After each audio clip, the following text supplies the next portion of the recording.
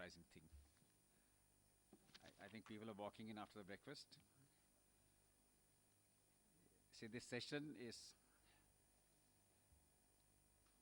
on fortification. Nourishing India, the role of fortified flour in public health. I think there's a good research subject which one can go through, but here we are going to speak on the practical aspects. Not working? Yeah, volume. Hello, volume.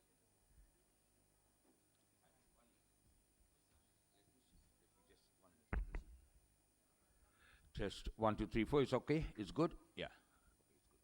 Good to go. Thank you. Current trends and future perspectives, and the role of fortified flour in public health is the subject of the present workshop at the moment. I don't know how much time the organizers are giving to us so that we can moderate it accordingly. Mr. Raj? Raj? Yeah. Yes, sir. Time? Yeah. You are scheduled for 1 hour, but we can do it 45. 45 minutes. Okay, no worry. We'll do that in 45 minutes itself, don't worry. Yes, the flour fortification the concept came to our talk point way back in 1997 when CFTRI convened a colloquium on wheat flour fortification, and I was one of the participants at that workshop or colloquium, and from there we learnt that there is some concept called fortification of flour also, even though flour fortification per se has been going on in the Western world for many decades. And once we learnt about this, at that time I was a flour miller and the president of Roller Flour Mills Federation of India. And I thought, let me start it from my flour mill on fortification. Yesterday, one of the speakers, Mr. Asthana, had commented that there are some issues with respect to the effectiveness of fortification in terms of the quality parameters or the end products description or end products physical characteristics like color or spots. Believe it or not, I worked on fortification for more than 10 years, and I fortified flour and atta. And if you maintain the QC and QA in your system or in your flour mill, there is absolutely no problem so far as technical aspects of flour fortification are concerned. Even though at that time it was very primitive with the premix manufacturing companies also to have started preparing the premixes, but at the same time, fortification per se does not make any impact on the physical characteristics of flour, physical characteristics of any end product that you make out of it, be it bread, biscuit, pizza, whatever you want to make. Even on chapatis, because we're fortifying atta also. So there is no technical glitch or technical hesitation on it. The only thing is that the flour miller has to maintain the quality control and quality assurance system in place so that it doesn't get dosed into flour in a quantity more than what is required in the system. That is the only precaution that one has to make. In this session we have, initially of course we were having 6 presenters, but it seems I think some more have come in. I have with me Mr. Rajan Sankar. He's been in Global Alliance for Improved Nutrition and Tata Trust, and he's an endocrinologist by profession and currently based in Chennai and doing more of medical practice than of fortification per se. But then he has the experience of the complete concept of fortification, not only in case of wheat but also in rice and oil and other things, because Gain was involved in that concept, in that area of operations. And I have my Suresh Itapu is going to speak on protein fortification. Dr. Chhonkar from there. Is Kunj there? Yeah, Kunj and Mr. Senanayake. Yes, yeah, both are here. So we're not going to make any presentation. Each speaker is going to speak for about 3 to 5 minutes on the area of operation that you're going to do, and thereafter it will be question and answer session with the speakers, and we'll wind it up in 45 minutes. The first speaker would Dr. Saab, will you like to say something? Yeah. Yeah, correct. Yeah. I'll ask first of all Mr. Dr. Anirudha Chhonkar. to speak on micronutrient fortification flour, success stories and lessons learned. Please, Dr. Chhonkar, please. Please, you can stay there. Hello.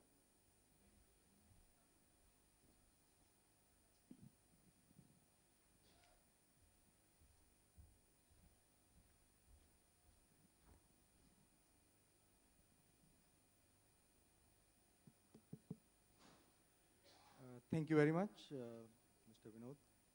First of all, I would like to thank the management of the WPPS for giving me this opportunity to participate in this important event.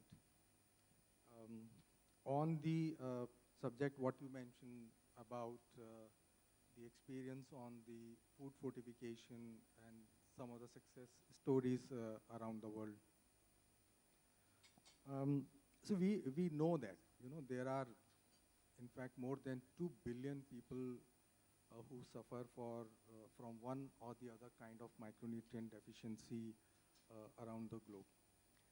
The first fortification, and this is not something new, but it started more than 100 years ago with iodine in salt.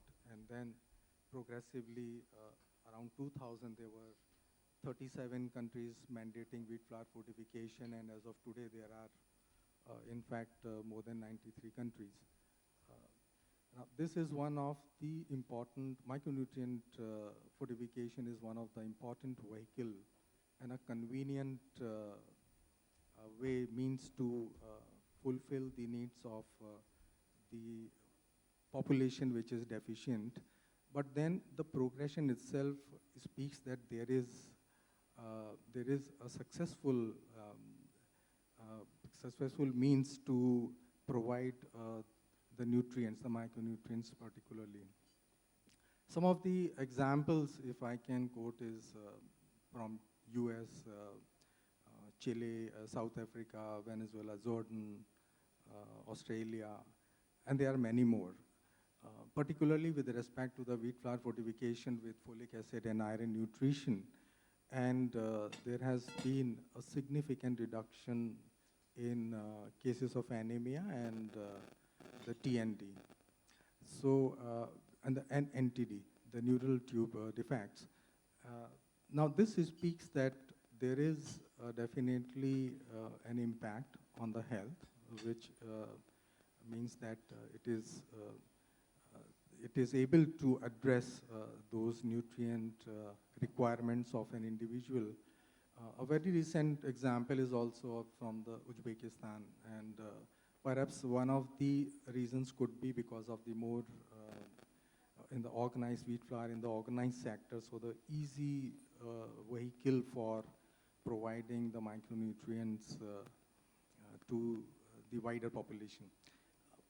See, it is not only about, how it reaches, but then there is a whole series of the events which is in the value chain. In the value chain, you have the source, you have the distribution, you have the production, and you have the consumers. Besides that, there is quality and enforcement.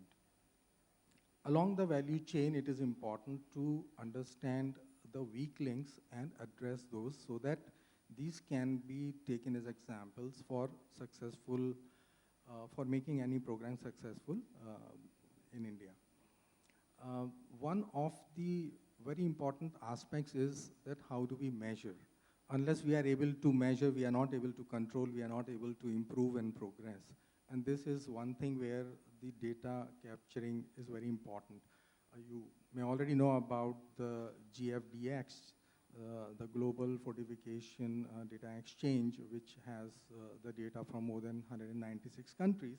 But this serves as an important base for the information of the micronutrient intake, of the legislations, and also about certain results which are because of these various exercises. As long as we are able to monitor the implementation and the progress of and the outcome of those fortification programs, it will be difficult to actually make it a bit sustainable in terms of and successful as well. The second is the integration for it. Now, the integrated approach means that uh, riding along the various programs with the government, because obviously there are certain programs like the public distribution system in India is a sustainable program now, riding and reaching out to the wider public is one means where this can be carried to the larger beneficiaries of the population. Another is the enforcement and the quality. These are two things that as long as we are able to improve upon the quality and the enforcement, the effectiveness of the program can be ensured. I think these are few suggestions and learnings also from the global arena. Thank you, sir. Thank you, Dr. Chopra. The next presenter we have is Dr. Suresh Itapu to speak on enhancing wheat products protein fortification from flour to consumer. Dr. Itapu, please. Thank you. Good morning, everyone, and thanks the organizers, Dr. Rajan Sankar and Mr. Vinod Kapoor for giving me this opportunity. As far as fortification of wheat flour, I am only looking at the macronutrient fortification, especially the protein fortification, which we all think we have very high instance of malnutrition. Micronutrients is good, it's good, very good, but some of the studies where we involved found out that if you add enough protein, then it also helps in increasing the hemoglobin level, fighting the anemia, where in hemoglobin, protein is one of the important component along with iron. So, and also, if you look at Indian population, almost 90% of the vegetarians and 85% of the non-vegetarians, we have a protein deficiency. That's what some of the new surveys and studies suggest that. And another thing I would like to bring it here is, see, even if we are getting enough protein, so almost 65% of our protein comes from the cereals, which have known to have inferior quality. I'm not putting down anything, but the amount of amino acid, essential amino acids provided by cereals is low. So in that situation, if you add protein to it, which will have a complementary effect and actually improve the protein quality as well as quantity. So some of the protein options available for us is like, one of the major is the soy flour, defatted soy flour or soybean, and peanut groundnut protein. Actually, if you add any of these two in the de-oiled form, it will be a standard fortified product like a paustic atta as far FSSAI is concerned. But as a proprietary food, you can also look at like what Ashirvad and other big wheat, multigrain wheat atta manufacturers are looking at. Look at maybe chickpea or lentils or peas, even quinoa, oats, various other protein sources. Some of them actually have a complementary effect. The lentils like soy, peanut, and chana, chickpea have a complementary effect. And in this fortification also, we need to look at the availability and also costing, because the business runs on a very, very thin margins. You cannot, of course, consumers, especially after COVID, there is a lot of interest in protein among the consumers because it improves the immunity. But again, when purchasing a product is concerned, price is very, very important. So we need to look at the cost of fortificant and the amount of the improvement it will make, whether it in the quantity or the quality, like what I call it as PDCAS, protein digestibility corrected amino acid, which is one for soy, like milk, egg, and meat. Whereas in comes to cereals, it is about 0.5, 0.47, and lentils, it is about 0.75, like that. So if you add these lentils with something like soy, will actually improve the quality of the protein. So you will get all the essential amino acids and also improves the protein content, which will bridge the gap. This gap is important because we have a limited availability of pulses. You will be surprised to know the pulses consumption was almost 27 kg per head per year at the time of independence. Now our per capita availability of pulses is only 14 kg per head per capita. It's almost half of it, and our population has increased more than 4 times. So in this situation, there is always a gap for protein, because if you look at a traditional diet, it is dal chawal or dal roti. So dal has been a very important factor like chawal or roti. So here we have a protein gap, so that can be met with fortification, and also there are some products where wheat can find out opportunity, like lentil and lag. Mr. Kapoor must be thinking, what is this man is talking about this lentil and lag for the last 20 years? But now it actually makes sense, because it will find a new opportunity for wheat flour, and it will, now the extrusion technology is available for us to actually add additional value to soy and additional value to wheat. And we are looking at almost 3.5 million tons of lentil gap, so which can be met with these two products. So that will give new opportunities for wheat, provide healthy and nutrition product to the consumers at a lower cost. So like that, there are a lot of opportunities. And protein, if you add to wheat flour, it not only improves the protein quality, quantity, but also helps in improving the functionality. Like if you look at, if you choose the right quality of protein, if you make something like puri, let us say, which is a fried product, actually the right quality of protein, if you choose it, always helps in reducing the oil absorption during frying. So that is again a beneficial situation for the consumers as well as for the industry. And like that, there are so many functional opportunities. I don't want to go in through all of those things. But what I'm trying to say is fortification of macronutrient fortification like protein through food to food has a lot of opportunity. Industry and consumers are looking at. There are very good opportunities for protein, availability of protein like soy is enormous in country, and also economical. That's what industry can look at and meet the consumer demands and improve the nutritional status by fortifying it with protein. That's all. Thank you. Thank you, Dr. Itapu. I forgot to introduce him. He is founder, Soy Food Promotion and Welfare Association, CEO and founder, Nutritech Consulting Private Limited. So any macro fortification. Yeah. Yeah.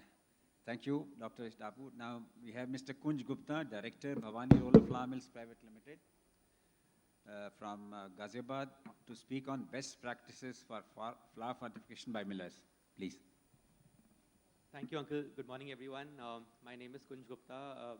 I'm from Bhavani Flour Mills. Thank you, WPPS, for inviting me to share my views on this topic. So, best practices for millers for flour fortification. As you know, everybody has already told. Everybody already said that why fortification is very important. How fortification is actually helping us bridge the gap between micronutrient deficiencies. And as millers, it is our responsibility to take it forward, to make it available widely across the country. So fortification by millers happens, it's a premix that comes in, and we have to blend that using microfeeders or volumetric conveyors. And it is our responsibility to blend it efficiently. It should be of optimum quantity to ensure that the nutrients are reaching in proper form. There are challenges. Of course, there are a lot of challenges for millers to implement this, and the reason it has not become a mainstream. Some of it are the infrastructure. So there is a cost involved, which can be but there are a lot of government subsidies as well. There are organizations like Fortified and other GAIN and other organizations which are helping millers to bridge that infrastructure gap. Also, the nutrient cost itself is there, as millers have very less margin. I think that's one of the reasons why I think probably it has not become widely available. But I think that is also, again, funding is available. Effective branding has to happen. We need to convey the benefits of it to the consumer so that they are willing to pay extra for it. And I think as millers, we really have to participate in this movement to increase the adoption. Thank you. Thank you, Kunj. Next, I think speaker is not there. The last speaker in this subject is innovative approaches to flour fortification, the role of the non-government organizations, by Tony Senanaike, Chief Executive Officer, Fortify Health. Please. Thank you very much. And I very much appreciate the opportunity to speak on this esteemed panel, and thank you to all of you who have made it early this morning despite the torrential rain and flooding that we faced overnight, as well as the big cricket game that happened last night. So it's very much appreciated that you could make some time. My name is Tony Senanayaka. I'm the CEO of a non-profit organization called Fortified Health. Now, over the course of yesterday afternoon and even on this panel today, there's been a lot of discussion about what is the future for wheat in India. There's a lot of discussion in the marketplace around health, around how can we ensure that the food that we're all consuming can support us in our growth, our development, not just individually, but as an economy. And wheat has a very core role to play in the development, not just of individuals, but of the country itself. In order for India to take advantage of this demographic dividend that we always talk about, this amazing young population that is upcoming with great opportunity, great educational faculties, these 6, 7, 8% GDP growth rates that we're observing at the moment, we must have a population that is fortified for the future. Now, in order for an individual to take advantage of all of those opportunities, they must have the appropriate nutrition. And we know that wheat is going to play a core part of that nutritious diet for many hundreds of millions of Indians. So how can we really ensure that that wheat is fortified and has the micronutrients that people need to survive and thrive? And that's where fortification comes in. Now, Chhonkar, sir, you've already spoken about the need for data and evidence, and I agree wholeheartedly. We must develop that evidence base in an Indian population, not just from external sources, to really clarify and be able to communicate the effectiveness, the impact, the outcomes of fortification from Indian wheat varieties for an Indian population. To that extent, as an organization, we're working with a number of different academic institutions, IIT Delhi, CFTRI, NIFTM, to conduct impact evaluations to really measure the impact and effectiveness of fortified chakiata on an Indian population. And this is critical. We're also in conversation with central government agencies, Niti Aayog, Ministry of Women and Child Development, and many state agencies to communicate why fortification is important. And I think this is then where the open market comes in. This is where you all, as key players within the market, come in. There is an inexorable push towards fortification of food staples, not just in India, but around the world. You will be all aware that fortified rice will now be mandated as of the end of this year for all social safety net programs.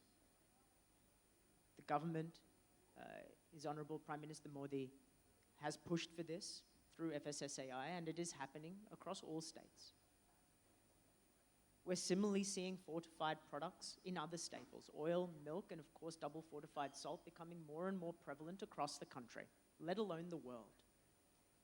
And I think it's just a very clear trend that fortified wheat flour, given the international evidence base and the dire need to deal with iron deficiency anemia, will come eventually in more and more states in India. And therefore, as business people, I encourage you to try and get ahead of this trend. It is undoubtedly coming at some point in the future. Now, you may then argue, okay, why me? Why now? Let me wait until the government puts a mandate in place. And that's a very fair question. I think when I have conversations with flour millers, with yourselves, I hear three key concerns. I hear concerns around where's the demand. If I fortify a product, the consumer doesn't know that it's fortified, unfortified. What is this anemia, iron deficiency anemia? They don't know what that is. That's one concern that I hear. The second is around quality. This has already been raised.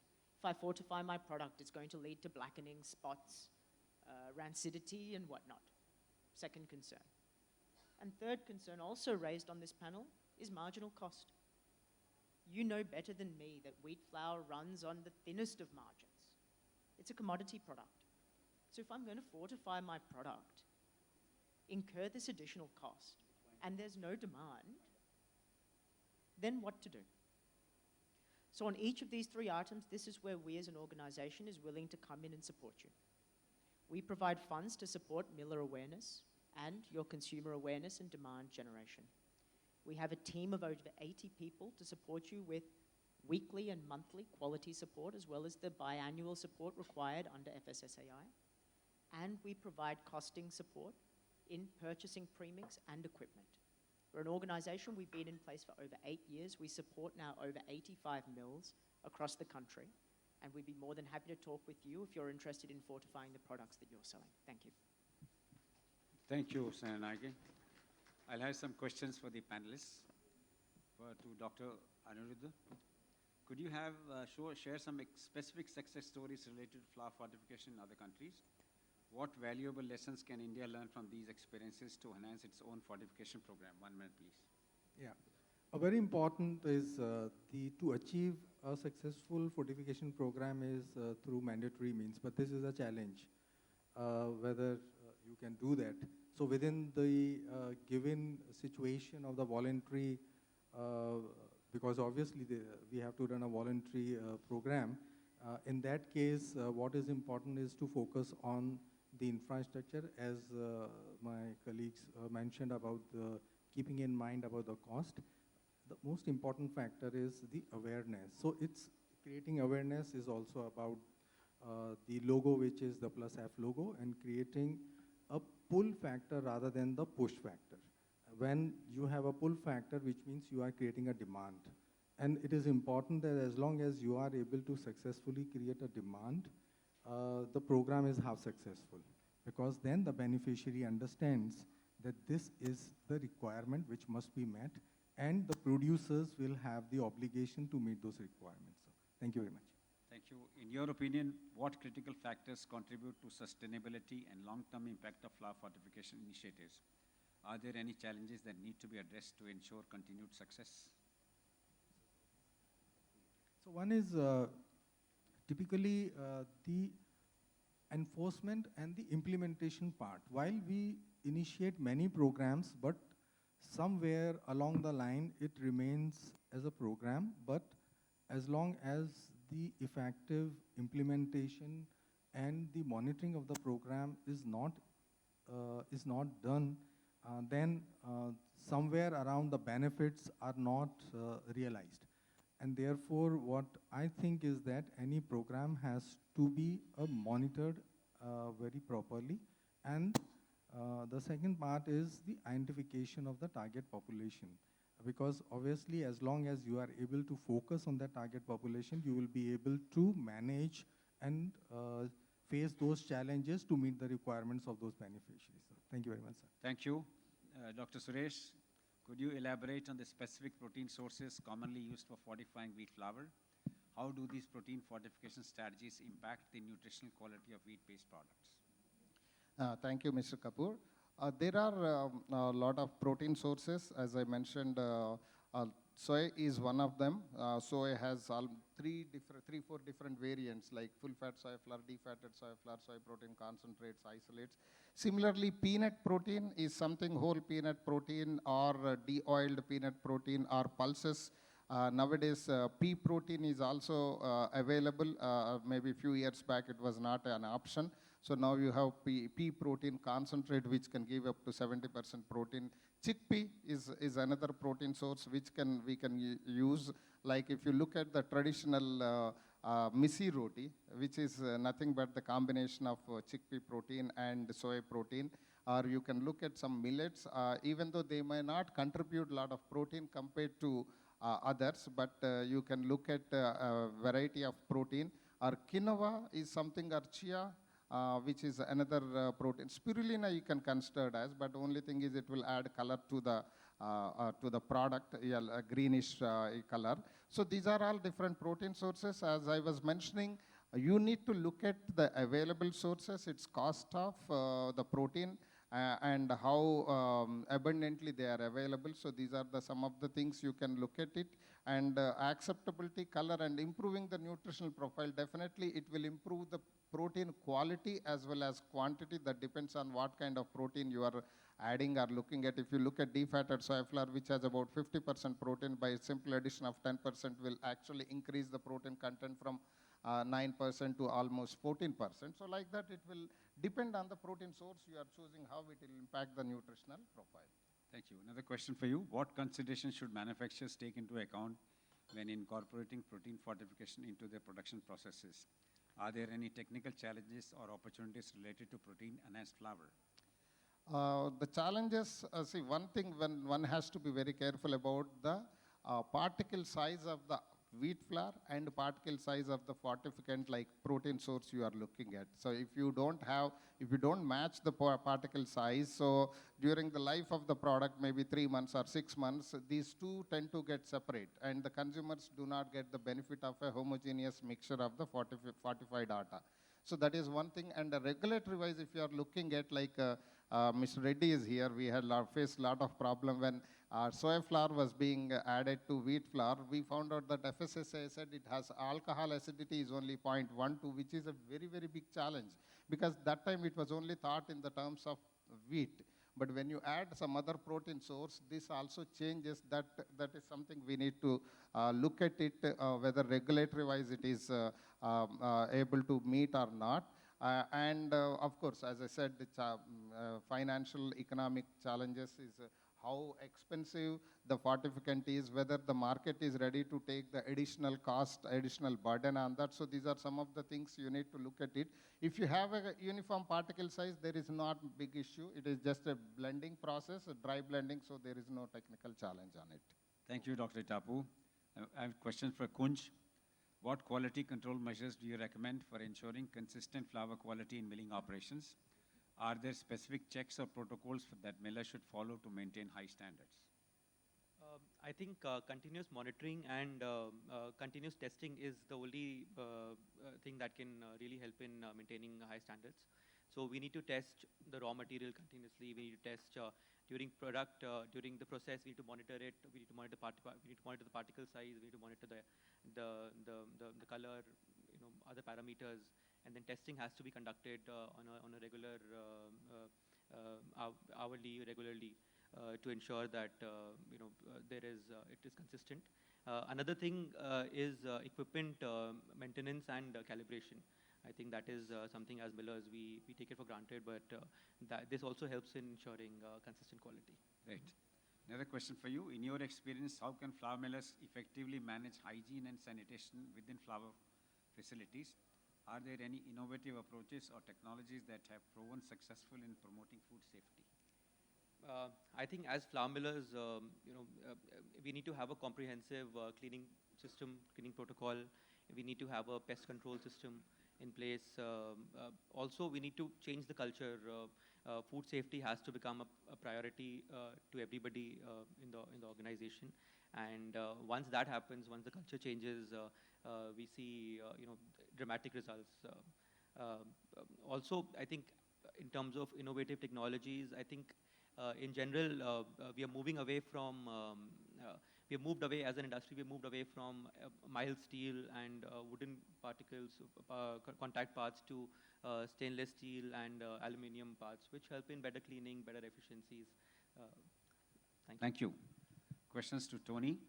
Could you share some innovative approaches or strategies that have been successful in enhancing flour fortification?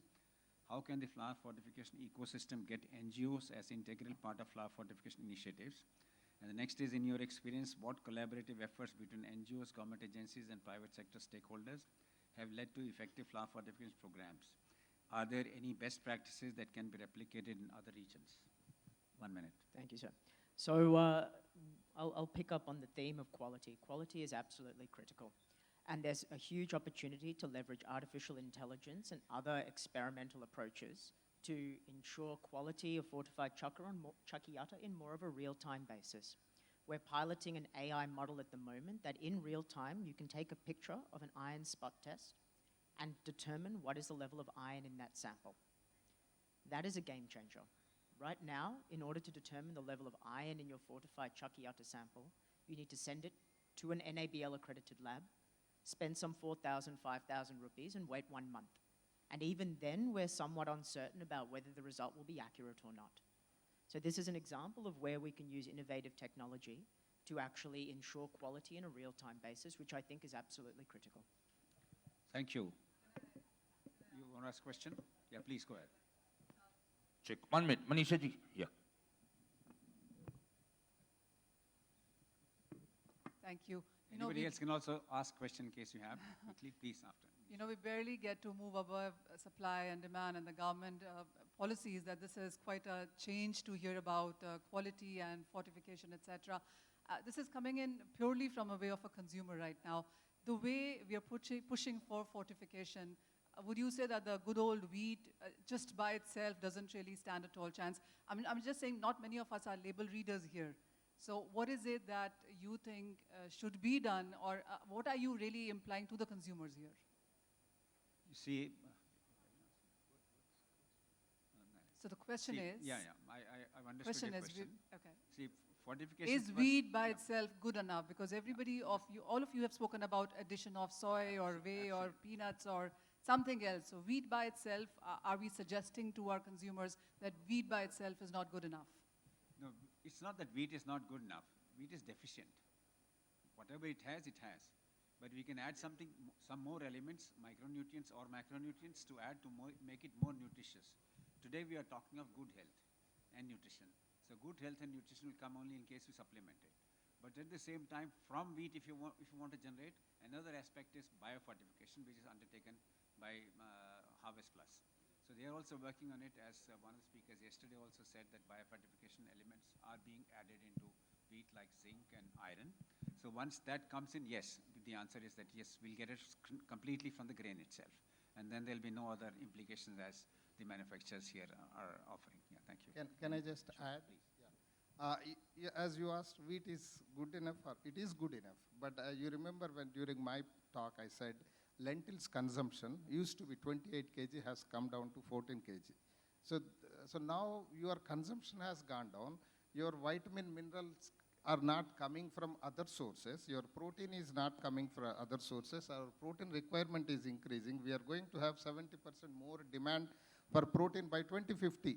So in this, you are not only fortifying wheat, making it better, and also wheat is being used as a vehicle to bring these nutrients, vitamins, minerals, because wheat is the most widely consumed cereal.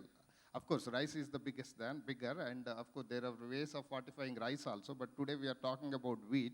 Wheat is it's consumed all over the country. So this is a very good vehicle to bring these vitamins, minerals, which are not being supplied through other sources of various reasons.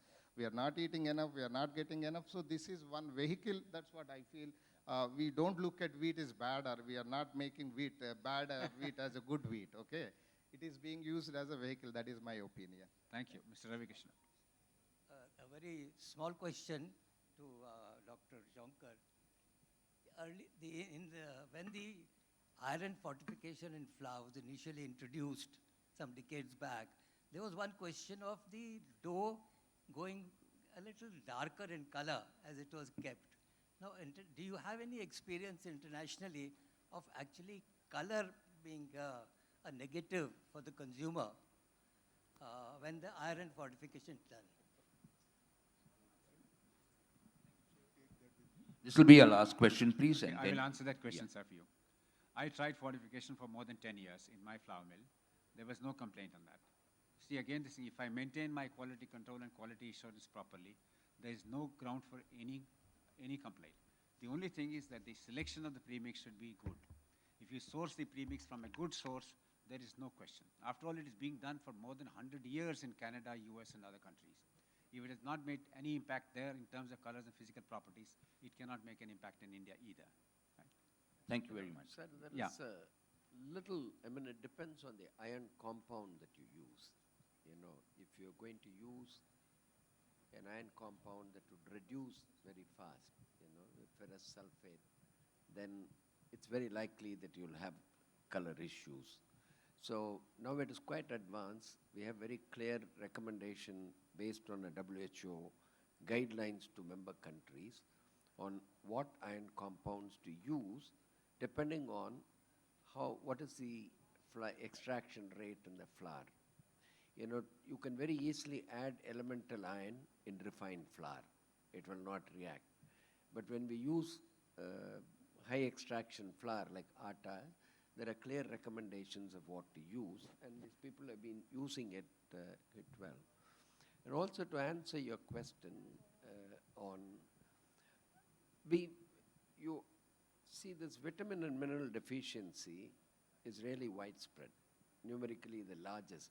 Now, we thought just about 2 billion people are affected, but now statistics says nearly 3 billion people are affected with one or other vitamin and mineral deficiency. Most of them are very simple, you know, like vitamin A, D, B vitamins, iron, iodine, zinc. We get these from the food we eat. With the exception of vitamin D, all others have to come from the food we eat. A food basket doesn't provide us all this, unfortunately. So the best way to, one of the ways to do it, ideal would be for us to have a balanced diet and get everything from food. But unfortunately, it is not happening. As we aim to reach there, there are shortcuts to see that we take vitamin pills. You identify those who are at high risk, like we give iron, folic acid to pregnant women, to adolescent girls, very young children, and you know, multiple vitamins in the complementary food to children in the between 18 and 24 months. So that is one way. But when you want to look at the general population, it's difficult to identify and give a supplement to everyone. So it was found that you add it to your commonly eaten food. It is not that anything wrong with that food, that's it, but what is a good vehicle to carry this? So here we are using wheat and wheat products as a vehicle to carry vitamins and minerals. That you do this whenever you have a majority of the population having some deficiency. So this is some kind of a public health decision that is taken by public health authorities. They regulate it, they instigate it, they regulate it, and the industry plays an important role towards this public health obligation. Thank you so much, Dr. Rajan Sankar. May I invite Ajay Goyalji, Chairman WPPS, to kindly acknowledge and give a token of our appreciation. First to Dr. Rajan Sankar, may I invite you to accept a token of appreciation from Chairman WPPS, Mr. Ajay Goyal. Big round of applause. Thank you. May I invite, thank you, sir. Thank you, Dr. Sankar. May I invite Mr. Vinod Kapoor, who really moderated so well, consultant, Wheat Flour Fortification. Big round of applause. May I invite Mr. Anirudha Chhonkar, please, to accept a token of our appreciation. Thank you, sir. Big round of applause, please. May I invite Dr. Suresh Itapu, please, to kindly accept a token of our appreciation and for your contribution to this forum. Thank you. May I invite Mr. Kunj Gupta, please, to kindly come forward and accept a token of our appreciation. Thank you so much, Mr. Gupta. And finally, may I invite Mr. Tony Senanaik to kindly come and accept a token of our appreciation. Thank you all. And may I invite all the panelists to join Mr. Tony in the front for a group picture with Mr. Ajay Goyal. Thank you so much. All for a group picture. Come in the front, please. Take a look at the camera, smile. And if you like the picture, you can send it to